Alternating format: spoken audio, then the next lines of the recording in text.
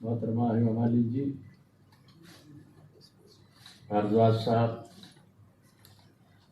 आपको सलाम करता हूँ। अरुण जी, जोशी जी, ये भी आपको सलाम करता हूँ। आप सबको बहुत बहुत सलाम करता हूँ। गुलजार साहब का जिक्र करूँगा, उससे पहले मैं कुछ बातें इस किताब के हवाले से बहुत छोटे में अपनी बात खत्म करने की कोशिश करूँगा। ये इनकी नई किताब है यतीन्द्र भाई की, और इस किताब का हुस्न ये है कि ये शायद 5वीं या 6वीं किताब होगी जो एक मौजू पर लिखी गई। क्रिटिसिज्म या ये चीज़ें आप जानते हैं, सब पढ़े लिखे लोग हैं।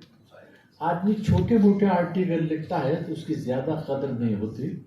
आदमी एक विषय पर, एक मौजू पर जब किताब लिखता है तो उसका वजन बढ़ता है।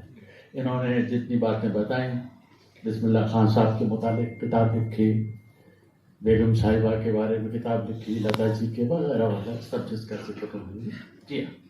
लेकिन इसका हुस्न ये है कि एक शायर, एक कवि दूसरे कवि को देख रहा है, गरज के एक संवेदना संसार दूसरी संवेदना संसार में झांकने की कोशिश कर रहा है। और जब दो संवेदनाएं मिलती हैं तो उसका नतीजा जो होता है वो गुलजार साहब होता है।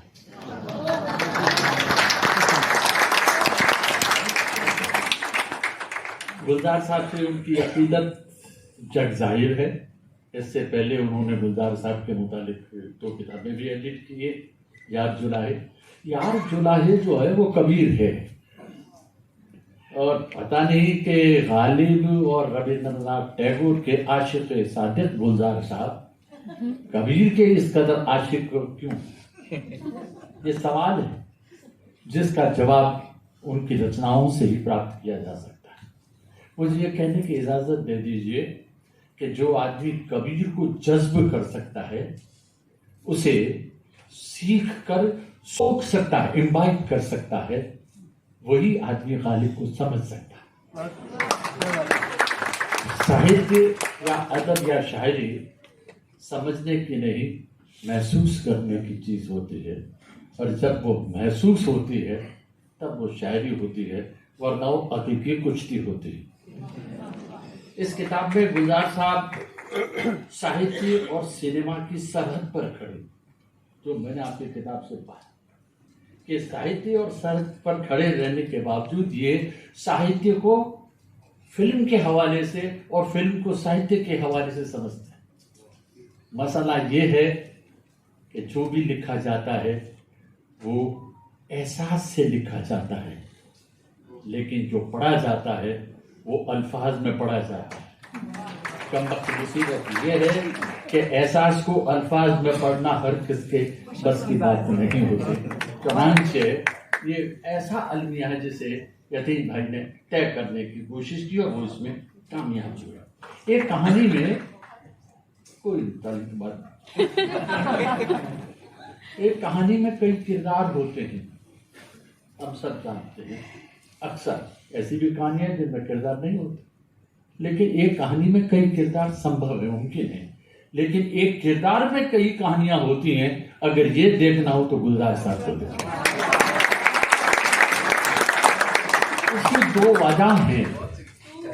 उसकी 2 वजह हैं, वो एक ही वक्त में कहानीकार भी हैं, पटकथा लेखक भी हैं, स्क्रीन पे राइटर भी हैं और डायरेक्टर भी हैं। और मेरा ख्याल है कि जो लोग यहाँ थिएटर में काम करते हैं वो बखूबी वाकिफ होंगे। मैं तो तमाशबीन हूँ, तमाशा नहीं हूँ।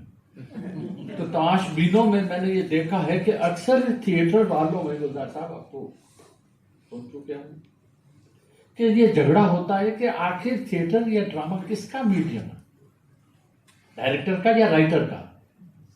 गुलजार साहब कहते हैं कि सिनेमा सिर्फ डायरेक्टर का मीडियम है। और ये लाख टके की बात वो है, जैसे राइटर्स एट वर्क एक किताब है जिसमें बहुत सारे फिल्म वालों के भी, और जयपाल सार्त्र का जो स्क्रीन प्ले की किताब है उसमें दर्ज है कि असल में वो डायरेक्टर का ही मीडियम है। और वो डायरेक्टर का मीडियम इसलिए कि वो जैसे मिसाल के तौर पर कि ये आदमी शब्दों से समझौता नहीं करना चाहता, अभी अभी भी इन्होंने बताया कि एक शब्द रखा गया नशेमन, नाम नहीं लूंगा। म्यूजिक डायरेक्टर ने पूछा कि नशेमन किस जगह पर है। आप देखिए, लेकिन इन्होंने कहा कि हाँ नशेमन ही रहेगा। और ये जो नशेमन का रहना है ये बड़ा आर्ट इन मानों में है कि मैं समझौता नहीं करूंगा। असल में एक कहानी होती है, जैसा मैंने अर्ज किया भी, एक कहानी होती है, और जब कहानी में आप गौर करेंगे तो पाएंगे कि पहले जो कहानी हम सुनते थे माओं से, दादियों से, दास्तान गुओं से, अब मुरारी बापू से सुनते हैं, तो पहले जो कहानियां हम सुनते थे उसमें हम ये है कि आंखों से दुनिया को देखते थे। अब कहानी सुनी कम जाती है, हालांकि कहने की आर्ट है वो, लेकिन हमारी माफ कीजिए, हमारी माएँ और बहनें और दादा दादियाँ कहानी कहने का हुनर भूल चुकी हैं।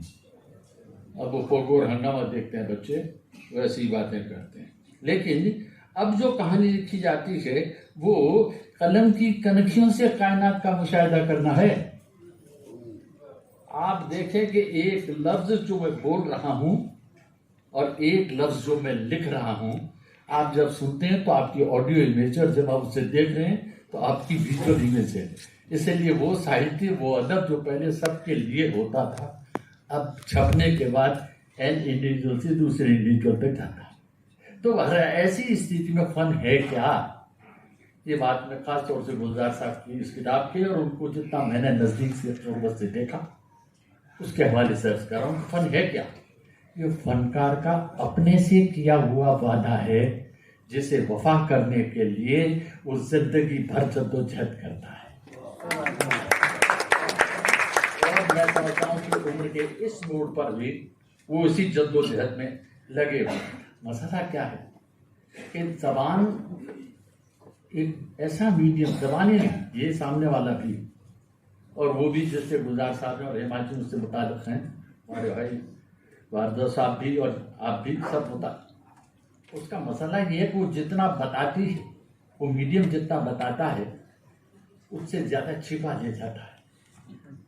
और जबान तो वो कमबख्त कि वो बताने से ज़्यादा छिपाने का आर्ट है, बताने का आर्ट नहीं है।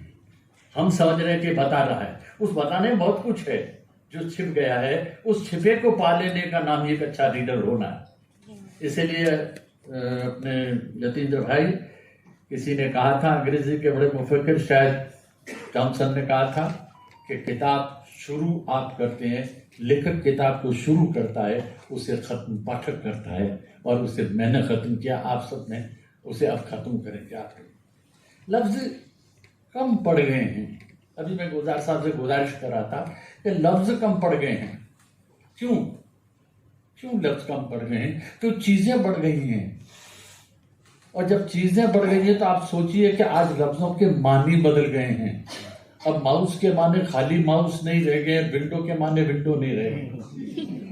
आप देखिए किस कदर लफ्जों के मानी बदल गए। वो इसीलिए कि लफ्ज कम पड़ गए हैं, चीजें गायब हो गई हैं तो उनके लफ्ज भी गायब हो गए। बहरहाल ये एक दूसरा मसला है जिस पर फिर कभी जिंदगी ने मौका दिया तो बात करेंगे। अभी तो सिर्फ ये कहूँ कि हमारे उर्दू के बड़े आलोचक हुए, नक्काद क्रिटिक हुए, उन्होंने कहा था कि हाली ने कहा था कि आदमी को, जो आपने कहा था कि गीतकार भी यहाँ बैठे हैं, तो जो गीतकार बैठे हैं उनके लिए हाली का पैगाम यह था कि जो आदमी शायरी करना चाहता है बेहतर है कि वो मादरी जबान में शायरी करे, अपनी जबान में शायरी करे। मौलाना थे गालिब की शागिर्द, हाथ जोड़ के कहता हूँ कितना अच्छा हुआ कि लोगों ने उनका कहना नहीं माना। अगर उनका कहना मान लेते तो न मट्टो होता, न बेदी होता, न फैज होते, न इकबाल होता, और आप समझ गए होंगे कि एक आदमी और भी नहीं होता। वो भी कैसे होता, मादरी जबान। तो और मादरी जबान पे याद आया, मरहूम कालिदास गुप्ता रिजा बम्बई में गालिब के बड़े माहिर थे। वो कहा करते थे, निजाम अगर तुम्हें सही पंजाबी सुनना है तो गुलजार से सुनना। मैं कहा साहब जबान यार मन तुर्की नबी धाना, मैं सुन के भी क्या करूंगा। लेकिन बाहर का ये बहुत बड़ा, इनके फिल्मी गानों पर बहुत सी बातें उन्होंने कर दी। एक बात से मैं अपनी बात फिल्म के हवाले से तकमील करने की आपसे जरूरत चाहता हूँ। वो बात सिर्फ ये कि चांद पर हजारों गीत हैं। चांद एक ऐसी चीज है जो तस्वुफ से लेके ज़ीन बुद्धिज्म से लेके फिल्म से लेके जिंदगी से लेके सब जगह चांद ही चांद है। और चांद को कई तरह से लोगों ने याद किया। खुद गुलजार साहब ने कई जगह से इसका जिक्र भाई ने किया अपनी किताब में। लेकिन किसी बिरहनी ने चांद को ऐसा श्राप नहीं दिया होगा जितना गुलजार साहब ने अपने पहले गाने में दिया। सुन लीजिए मिश्रा, तुझे मैं बदरी हटा के चंदा, चुपके से झाके चंदा, तुझे राहु लागे। अब बताइए, चांद को राहु लगना उस गरीब का कसूर सिर्फ ये था कि उसने बदरी लगा के उस सुंदरी को देखने की जसारतें बेजा वो जसारतें बेजा की इतनी बड़ी सजा कि तुझे राहु लगे। और राहु लगने का मतलब आप सब लोग को भी समझते हैं। असल क्या है कि इनके लफ्जियात ऐसे हैं, इमेज लफ्जियात में समाती नहीं। जैसे कई बार होता है कि समंदर की मौजें, आप कभी मुशाहिदा कीजिए इसी समंदर को, इसकी मौजों में इतनी तेजी और इतनी तवानाई और इतनी तलातुम अंगेज होती है कि समुद्र उन्हें झेल नहीं पाता। और जब उन्हें झेल नहीं पाता तो ज्वार वगैरह ये हादसे हो जाते हैं। इनकी जबान के बारे में इनके बाबा और मेरे मोहतरम पसंदीदा शायर अहमद अदीब कासमी उनके बारे में कहते हैं, और वो बिल्कुल सच कह रहे हैं कि गुलजार की लफ्जियात दौरे हाजिर की उर्दू शायरी के बरअक्स कतई तौर पर मुनफरिद हैसियत रखती है।